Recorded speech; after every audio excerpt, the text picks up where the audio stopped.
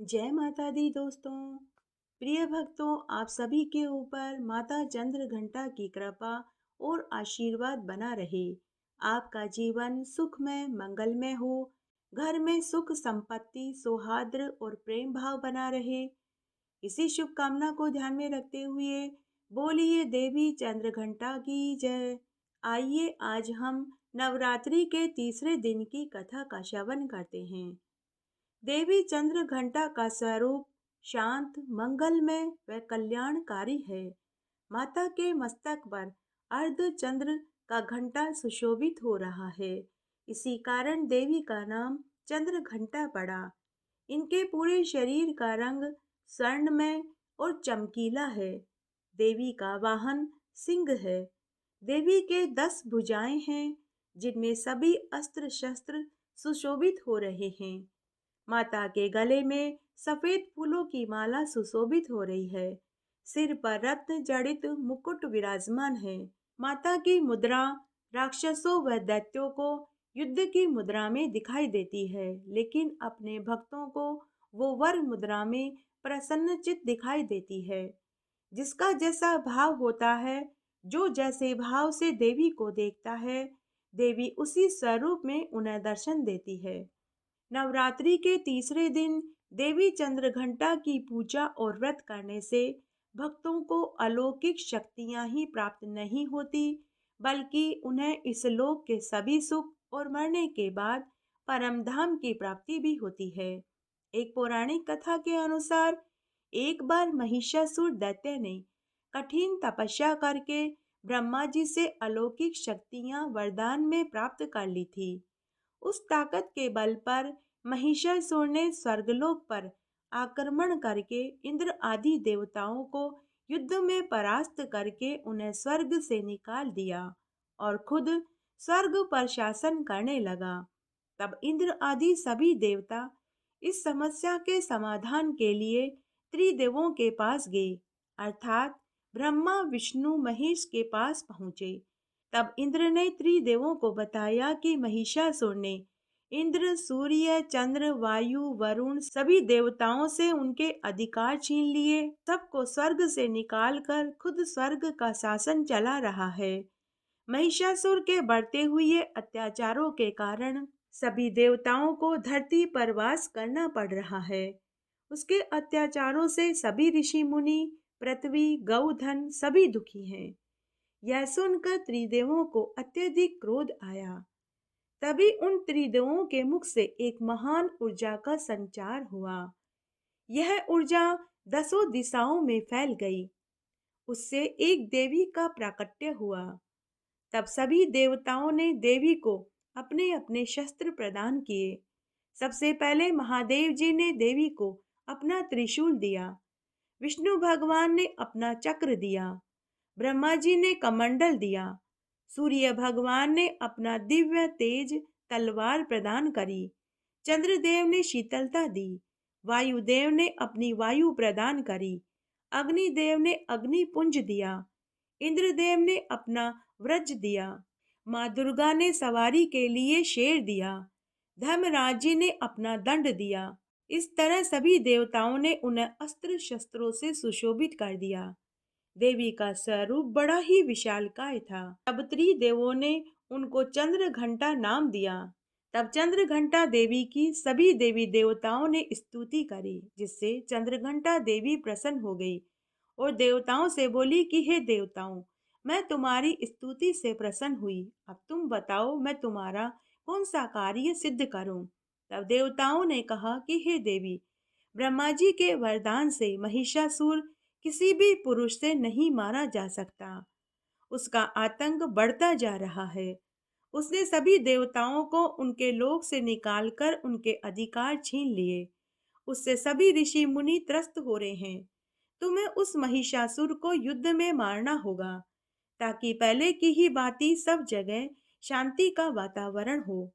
तब देवताओं से पूजित माँ चंद्र घंटा महिषासुर को मारने के लिए युद्ध मैदान में शेर की सवारी करके पहुंची। तब युद्ध क्षेत्र में पहुंचते ही चंद्रघंटा देवी के घंटे की टंकार से ही अनेक दैत्य युद्ध मैदान में मूर्छित होकर गिर पड़े। कितने ही असुर उनकी सवारी शेर की चिंगार से डरकर युद्ध मैदान छोड़कर भाग गए। तब माता चंद्रघंटा ने देखते ही देखते सभी असुरों को अपनी 10 भुजाओं से सुशोभित अस्त्रों से संहार कर डाला। उधर महिषासुर पूरी शक्ति के साथ देवी से युद्ध कर रहा था। अंत में सत्य की जीत हुई। देवी ने महिषासुर का वध कर डाला, देवताओं को भय मुक्त कर दिया। यह देखकर सभी देवी देवता माता चंद्रघंटा के ऊपर आकाश से फूलों की बरसात करने लगे। सभी अप्सराएं नृत्य करने लगी, किन्नर गीत गाने लगे। देवी के स्वागत के लिए ढोल नगाड़े और दुंदुभियां बजने लगी। इस तरह पुनः चारों ओर शांति का वातावरण हो गया। बोलिए देवी चंद्रघंटा की जय। आइए नवरात्रि के तीसरे दिन नवरात्रि व्रत की एक पौराणिक कथा सुनते हैं। एक बार एक प्रतापी राजा था। उसके दो बेटियां थी। राजा की बड़ी बेटी साधारण नैन नक्श वाली थी, लेकिन छोटी बेटी बहुत खूबसूरत थी। राजा ने बड़ी बेटी का नाम सांवली रखा, तो छोटी बेटी का नाम गोरा रखा। समय के साथ दोनों बेटियां बड़ी होने लगी। तब राजा की बड़ी बेटी जब थोड़ी समझदार हुई, तो वह नवरात्रि व्रत करने लगी और माता दुर्गा की पूजा करने लगी। लेकिन छोटी बेटी कोई व्रत उपवास नहीं करती थी। तब एक दिन दोनों बेटियों को देखने एक राजकुमार आया। राजकुमार ने राजा की छोटी बेटी को पसंद कर लिया। तब राजा ने राजकुमार से कहा कि जब तक घर में बड़ी बेटी कुंवारी हो, मैं छोटी का विवाह कैसे कर सकता हूँ। अतः मैं पहले अपनी बड़ी बेटी के लिए अच्छा घरवर तलाश कर लूं, तब मैं दोनों बेटियों का विवाह एक साथ कर दूंगा। तब एक दिन महल में एक नाई आया। वह राजा की हजामत बाल आदि बनाने आया करता था। उस दिन नाई ने राजा को उदास देखा, तो नाई ने राजा से उनकी उदासी का कारण पूछा। तो राजा ने कहा कि मेरी बड़ी बेटी के लिए कोई अच्छा घरवर नहीं मिल रहा। मैं उसी चिंता फिक्र में हूँ। बेटी के विवाह की उम्र निकलती जा रही है। तो नाई बोला कि हे महाराज, छोटा मुंह बड़ी बात कह रहा हूँ। अगर आपको मेरी कही हुई बात बुरी लगे तो आप मुझे छोटा समझकर माफ कर देना। अगर आप चाहें तो मेरे पुत्र से अपनी बड़ी बेटी का विवाह कर सकते हैं। पहले तो नाई की बात सुनकर राजा को बहुत क्रोध आया, परंतु फिर राजा ने सोचा कि मैं इस नाई को इतना धन दौलत, हाथी घोड़े ऊंट दास दासियां दहेज में दूंगा कि यह भी राजा महाराजा जैसा जीवन जीने लगेगा। यह भी अमीरों के बीच उठने बैठने जैसी अवस्था का हो जाएगा। फिर राजा ने अपनी दोनों बेटियों का विवाह धूमधाम से कर दिया। राजा की बड़ी बेटी ससुराल में आने के बाद भी नवरात्रि का व्रत और माता रानी का पूजन करती रही, जिसके फल से उसे 8 पुत्र हुए। उसका घर अन्न धन के भंडार से भर गया। लेकिन उधर छोटी बहन के ससुराल में जाते ही उसका सारा राजसी वैभव जाता रहा। घर में एक समय की रोटी भी बड़ी मुश्किल से मिलती थी। तब एक दिन बड़ी बहन ने नवरात्रि व्रत में कन्या जीवन कर रही थी, तो उसने अपनी छोटी बहन को कामकाज करने के लिए बुलाया। छोटी बहन बड़ी बहन के घर आई। तब उसके कपड़े फटे हुए थे, बाल बिखरे हुए थे और चप्पल टूटी हुई थी। जब बड़ी बहन ने छोटी बहन की ऐसी अवस्था देखी, तो उससे उसका हालचाल पूछा। तो छोटी बहन ने रोते रोते अपनी बड़ी बहन को सारी बातें बताई। छोटी बहन की गरीबी की बात सुनकर बड़ी बहन को उसके ऊपर बड़ी दया आई। तब बड़ी बहन ने उसे अच्छे अच्छे कपड़े पहनाए, सोने चांदी के आभूषण पहनने को दिए और उसे नवरात्रि व्रत करने और माता रानी का पूजन करने की सलाह दी। उसके कुछ समय के बाद चैत्र मास के नवरात्रे आए, तो छोटी बहन ने भी अपनी बड़ी बहन के कथना अनुसार नवरात्रि का व्रत और पूजन किया, जिससे उसके ऊपर भी माँ दुर्गा का आशीर्वाद का हाथ हुआ। उनका घर भी पहले के भांति अन्न धन के भंडार से भर गया। माता रानी की कृपा से उसे भी 2 जुड़वा पुत्र हुए। हे माता रानी, जैसे नवरात्रि व्रत और पूजन का फल आपने छोटी बहन को दिया, उसका घर अनधन के भंडार से भर दिया, उसे दो दो सुंदर पुत्र दिए, उसी तरह नवरात्रि का व्रत करने वाले सभी भक्तों को भी सब सुख देना। कहानी कहने वाले को, सुनने वाले को और हुक्कारा भरने वाले को सबको सब सुख देना। बोलिए माँ दुर्गा की जय। नवरात्रि के तीसरे दिन माता चंद्र घंटा की पूजा की जाती है। देवी चंद्र घंटा का बीज मंत्र है ऐं श्रीं शक्तिये नमः और प्रार्थना मंत्र है पिंडज प्रवरारूढ़ा चंड कोप स्त्र केयुरता प्रसादम तनुते महाम चंद्र घंटीते विश्रुता। और स्तुति मंत्र है या देवी सर्वभूतेषु माँ चंद्र घंटा रूपेण संसिष्टा नमस्तस्यै नमस्तस्यै नमस्तस्यै नमो नमः। नवरात्रि के तीसरे दिन माता चंद्र घंटा का बीज मंत्र है ओम ऐं ह्रीं क्लीं चंद्र घंटाय नमः। आइए अब हम तीसरे दिन की देवी चंद्र घंटा की आरती सुनते हैं। जय माँ चंद्र घंटा सुखदाम पूर्ण की जो मेरो काम। चंद्र समान तू शीतल दाती चंद्र तेज किरणों में समाती। क्रोध को शांत बनाने वाली मीठे बोल सिखाने वाली। मन की मालक मन भाती हो चंद्र घटा तुम वरदाती हो।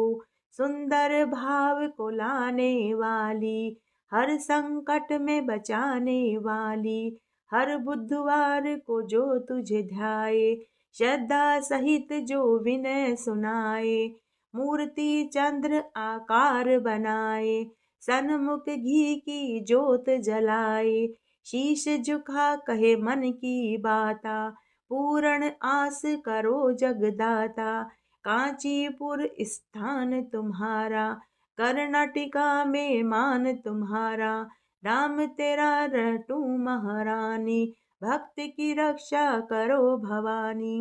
जय हो देवी चंद्र घंटा की जय। नवरात्रि का व्रत करते समय सभी चीजों का ध्यान रख रहे हैं तो आपको कपड़ों का भी ध्यान रखना चाहिए। नवरात्रि के तीसरे दिन व्रती मनुष्य को लाल रंग के कपड़े पहनने चाहिए और माता रानी को भी लाल रंग की पोशाक पहनानी चाहिए। दुर्गा कवच का पाठ नवरात्रि में सुनने का बहुत पुण्य फल प्राप्त होता है। आइए अब हम देवी दुर्गा कवच का पाठ हिंदी में सुनते हैं। मार्कंडेय जी ने कहा कि हे पितामह, जो इस संसार में परम गोपनीय तथा मनुष्यों की सब तरह से रक्षा करने वाला है और जो अब तक आपने दूसरे किसी के सामने प्रकट नहीं किया हो, ऐसा कोई साधन हो तो मुझे बताइए। तब ब्रह्मा जी बोले कि हे ब्राह्मण, ऐसा साधन तो एक देवी का कवच ही है जो गोपनीय से भी परम गोपनीय, पवित्र तथा संपूर्ण प्राणियों का उपकार करने वाला है। हे महामुनि, तुम उसका श्रवण करो। प्रथम नाम शैलपुत्री, दूसरी मूर्ति का नाम ब्रह्मचारिणी है, तीसरा स्वरूप चंद्रघंटा के नाम से प्रसिद्ध है, चौथी मूर्ति का नाम कुष्मांडा देवी है, पांचवी दुर्गा का नाम स्कंद माता है, देवी के छठे स्वरूप का नाम कात्यायनी देवी है, सातवां कालरात्रि और आठवां स्वरूप महागौरी के नाम से प्रसिद्ध है, नवी दुर्गा का नाम सिद्धिदात्री है। ये सब नाम सर्वज्ञ महात्मा वेद भगवान के द्वारा ही प्रतिपादित किए गए हैं। जो मनुष्य अग्नि में जल रहा हो, रणभूमि में शत्रुओं से घिर गया हो, विषम संकट में फंस गया हो तथा इस प्रकार भय से आतुर होकर जो भगवती दुर्गा की शरण में प्राप्त हुआ हो, उनका कभी कोई अमंगल नहीं करता। युद्ध समय संकट में पड़ने पर भी उनके ऊपर कोई विपत्ति नहीं दिखाई देती। उनको शोक, दुख और भय की प्राप्ति नहीं होती। जिन्होंने भक्ति पूर्वक देवी का स्मरण किया है, उनका निश्चय ही अभ्युदय होता है। देवेश्वरी, जो तुम्हारा चिंतन करते हैं, उनके तुम निसंदेह रक्षा करती हो। चामुंडा देवी प्रेत पर आरूढ़ होती हैं। वाराही देवी भैंसे पर सवार रहती है। ऐन्द्री का वाहन ऐरावत हाथी है। वैष्णवी देवी गरुड़ पर सवार रहती हैं। महेश्वरी वृषभ पर आरूढ़ होती है। कुमारी का मयूर है। भगवान विष्णु की प्रियतमा लक्ष्मी देवी कमल के आसन पर विराजमान है और हाथों में कमल धारण किए हुए है। वृषभ पर आरूढ़ ईश्वरी देवी ने श्वेत रूप धारण कर रखा है। ब्रह्मी देवी हंस पर बैठी है और सब प्रकार के आभूषणों से विभूषित है। इस प्रकार ये सभी माताएं सब प्रकार की योग शक्तियों से संपन्न है। इनके सिवा और भी बहुत सी देवियां हैं जो अनेक प्रकार के आभूषणों की शोभा से युक्त है तथा अनेक प्रकार के रत्नों से सुशोभित है। ये संपूर्ण देवियां क्रोध से भरी हुई है और भक्तों की रक्षा के लिए रथ पर बैठी दिखाई देती है। ये शंख चक्र गदा शक्ति हल मूसल खेटक तोमर परशु पाश कुंत और त्रिशूल एवं उत्तम शांख धनुष आदि अस्त्र शस्त्र अपने हाथों में धारण करती है। दैत्यों के शरीर का नाश करना, भक्तों को अभय दान देना और देवताओं का कल्याण करना, यही इनके शस्त्र का उद्देश्य है। महान रौद्र रूप, अत्यंत घोर पराक्रम, महान बल और महान उत्साह वाली देवी, तुम भयानक भय का नाश करने वाली हो। तुम्हें नमस्कार है। तुम्हारी ओर देखना भी कठिन है। शत्रुओं का भय बढ़ाने वाली जगदम्बिका मेरी रक्षा करो। पूर्व दिशा में ऐन्द्री शक्ति मेरी रक्षा करें।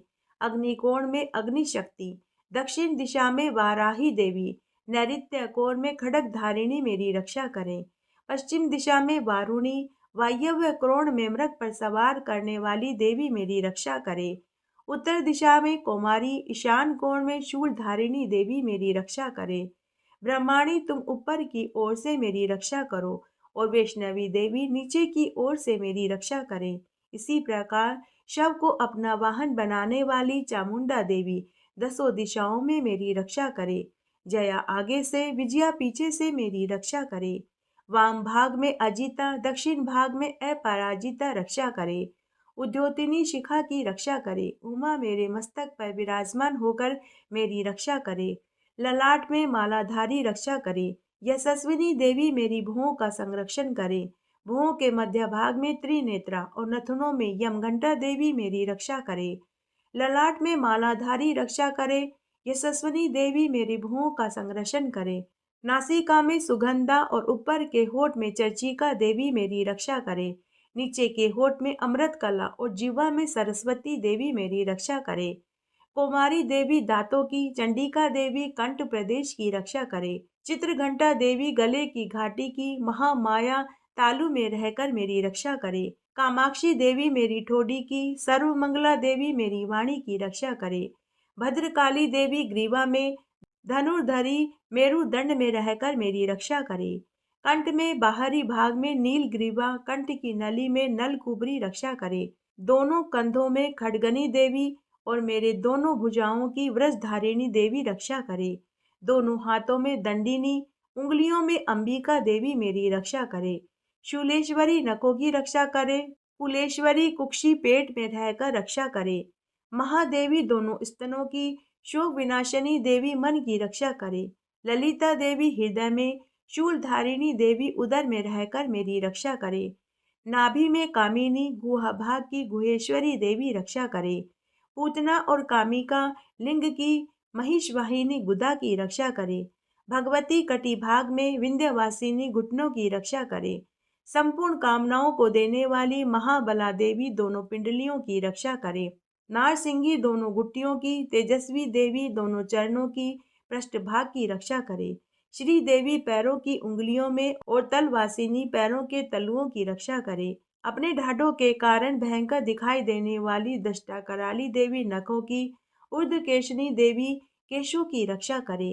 रोमवलियों के छिद्रों में कोबेरी और त्वचा की वागेश्वरी देवी रक्षा करे। पार्वती देवी रक्त, मज्जा, वसा, मांस, हड्डी, मेद की रक्षा करे। आंतों की कालरात्रि, पित्त की मुक्तेश्वरी देवी रक्षा करे। मूलाधार आदि कमल केशों में पद्मावती देवी और कफ में चूड़ामणि देवी रक्षा करे। नख के तेज की ज्वालामुखी रक्षा करे, जिसका किसी भी अस्त्र से भेदन नहीं हो सकता। वह अभेदा देवी शरीर की समस्त संधियों में रहकर रक्षा करे। ब्रह्माणी आप मेरे वीर्य की रक्षा करें। छत्रेश्वरी छाया की तथा धर्मधारिणी देवी मेरे अहंकार, मन और बुद्धि की रक्षा करे। हाथ में व्रज धारण करने वाली व्रजहस्ता देवी मेरे प्राण, अपान, ध्यान, उदान, समान वायु की रक्षा करे। कल्याण से शोभित होने वाली भगवती देवी कल्याण शोभना मेरे प्राण की रक्षा करे।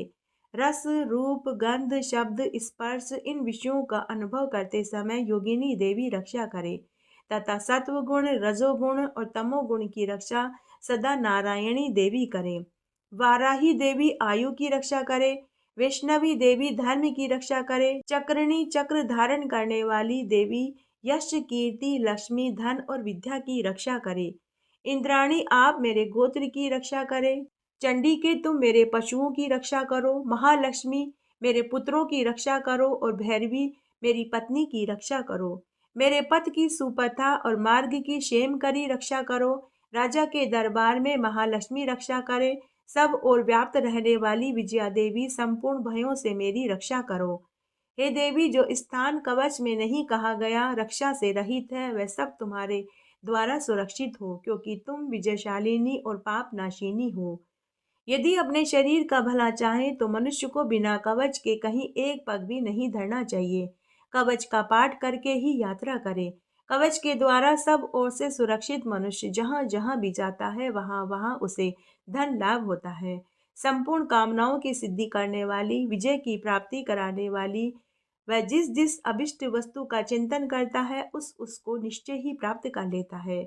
वह पुरुष इस पृथ्वी पर तुलना रहित महान ऐश्वर्य को प्राप्त होता है।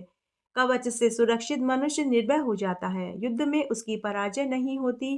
वह तीनों लोकों में पूजनीय होता है। देवी का यह कवच देवताओं के लिए भी दुर्लभ है। जो प्रतिदिन नियम पूर्वक तीनों संध्याओं के समय श्रद्धा के साथ इस कवच का पाठ करता है उसे देवी कला प्राप्त हो जाती है तथा वह तीनों लोकों में कहीं भी पराजित नहीं होता। इतना ही नहीं, वह अपमृत्यु रहित होकर 100 से भी अधिक साल तक जीवित रहता है। मकरी, चैचक, कोढ़ आदि उसकी संपूर्ण व्याधियां नष्ट हो जाती है। कनेर, भांग, अफीम, धतूरे आदि का स्थावर विष, सांप, बिच्छू आदि के काटने से चढ़ा हुआ जंगम विष तथा अहिफेन तेल के संयोग आदि से बनने वाला कृत्रिम विष, ये सभी प्रकार के विष दूर हो जाते हैं, उनका कोई असर नहीं होता। इस पृथ्वी पर मारण मोहन जितने भी अभिचारिक प्रयोग होते हैं तथा इस प्रकार के मंत्र यंत्र होते हैं, वे सब इस कवच को हृदय में धारण कर लेने वाले मनुष्य को देखते ही नष्ट हो जाते हैं। यही नहीं, पृथ्वी पर विचरण करने वाले ग्राम देवता, आकाशचारी देव, विशेष जल के संबंध से प्रकट होने वाले गण, उपदेश मात्र से सिद्ध होने वाले निम्न कोटि के देवता, अपने जन्म के साथ प्रकट होने वाले देवता, कुल देवता, माला डाकिनी, अंतरिक्ष में विचरण करने वाले अत्यंत बलवती भयानक डाकिनियां, ग्रह, भूत, पिशाच, यक्ष, गंधर्व, राक्षस, ब्रह्म राक्षस, बेताल, कुष्मांड, भैरव आदि अनिष्ट कारक देवता भी हृदय में कवच धारण किए रहने पर उस मनुष्य को देखते ही भाग जाते हैं। कवचधारी पुरुष को राजा से सम्मान वृद्धि प्राप्त होती है। यह कवच मनुष्य के तेज में वृद्धि करता है और यह उत्तम फल देता है। कवच का पाठ करने वाला पुरुष अपनी कीर्ति से विभूषित भूतल पर अपने सुयश के साथ वृद्धि को प्राप्त होता है। जो पहले कवच का पाठ करके उसके बाद सप्तशती चंडिका का पाठ करता है, उसकी जब तक वन, पर्वत, कानन सहित यह पृथ्वी टिकी रहती है, तब तक वह पुत्र, पौत्र, संतान से सुखमय जीवन जीता है। दह का अंत होने पर वह पुरुष भगवती महामाया के प्रसाद से नित्य परम पद को प्राप्त होता है, जो देवताओं के लिए भी दुर्लभ है। वह सुंदर दिव्य रूप धारण करता है, कल्याण शिव के साथ आनंद का भागी होता है। बोलिए माँ दुर्गा की जय। इस तरह आज हमने नवरात्रि के तीसरे दिन की संपूर्ण व्रत कथा, पूजन विधि, मंत्र, स्तुति मंत्र और आरती सुनी। आशा करती हूँ आपको इन कथाओं को सुनने का संपूर्ण फल मिलेगा। मेरे साथ बने रहने के लिए आपका धन्यवाद। आगे आने वाली कथा कहानी के लिए भी आप इसी तरह मेरे साथ बने रहें। धन्यवाद।